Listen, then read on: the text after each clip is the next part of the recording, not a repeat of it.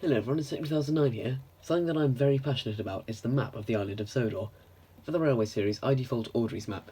For the CGI series, I use Lucky Tug's map with a few of my own additions. But for the model series, I just don't agree with any of them. Tug's map is good, but mainly just sticks to the classic series. And since then, we've had David Mitten's official map leaked. And to be completely honest, I don't like it. It's just too complex and only applies to the first three series. So I decided to spend the next, I don't even want to know how many months, making my own one. I've drawn it by hand on an A2 piece of paper, and I'll be making a series of videos explaining each line one at a time, and we'll be starting with the main line. So now for the grand reveal, here it is. I know the shape's a bit off because I coloured it by hand and the colouring's not perfect, but I'm pretty happy with it. I've done my best to include everything. Before you watch this, please remember that this is all my headcanon. You will disagree with some locations. So that in mind, without further ado, let's talk about the main line. So, in the model series, the main line terminates at Knapford, but continues to Tidmouth. So let's start there. After the station, there is a split off to the headlands. We will talk about the headlands in a later video. The line passes under the iron bridge, the one we see in the green controller. After the iron bridge, we reach the next station, Lower Tidmouth. Not far south from Lower Tidmouth, the track merges from 3 tracks into 2 tracks and approaches Tidmouth Sheds. After the sheds, the line becomes 3 tracks again, and we reach Callan. Now, I always assumed that Callan was on the Little Western, but David Mitten's map shows it to be on the main line.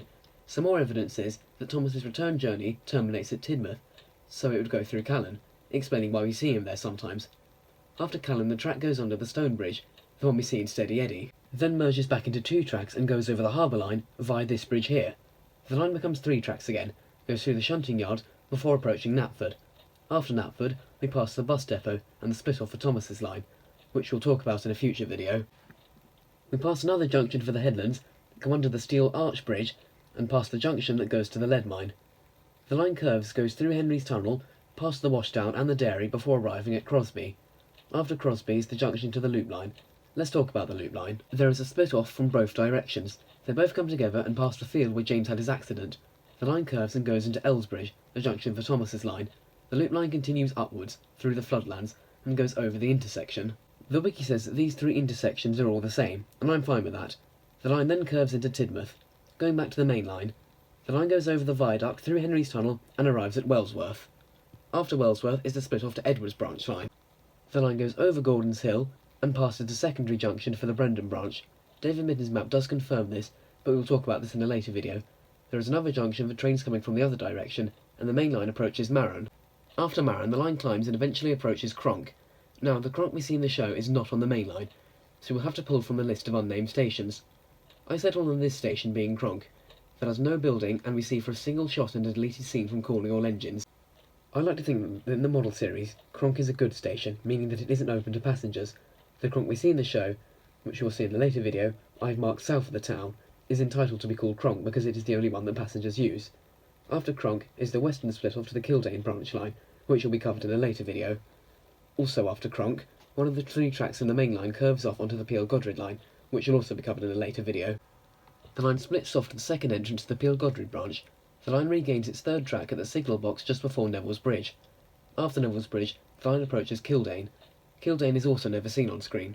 The wiki says that this station from James II Best is Kildane, so fine by me. At Kildane is the eastern split off to the Kildane branch line. The main line goes south and approaches Balladrin, which the wiki says is this station. The main line also goes through Kellerby, which the wiki says is this station. I originally thought this station could be Balladwell because Thomas and James passed it on the way to the wharf in the Great Discovery, but the number of tracks didn't line up with it. Whatever, this station is Kellerby. The line curves and approaches the Whispering Woods, which was seen in the model series in Series 12. The line approaches the split off to the Kirk Ronan line, and the main line then approaches Kelsthorpe.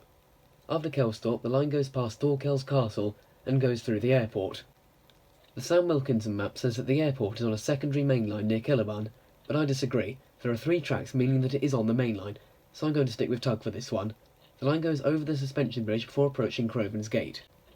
This is of course the junction for the Scarlowy Railway. There's also an engine works here. After Crovan's Gate we pass the split off to the Great Waterton branch.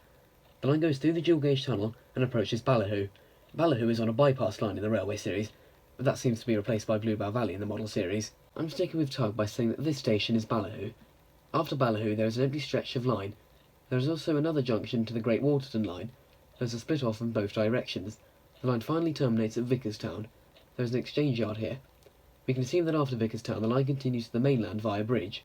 And that is the entire main line. I've more or less stuck to the David Mitten map for the west of Sodor, and used a bit of my own headcanon for the east of Sodor. The next line that will be covered will be Thomas's branch line. I'll see you then. Thank you all for watching, and goodbye for now.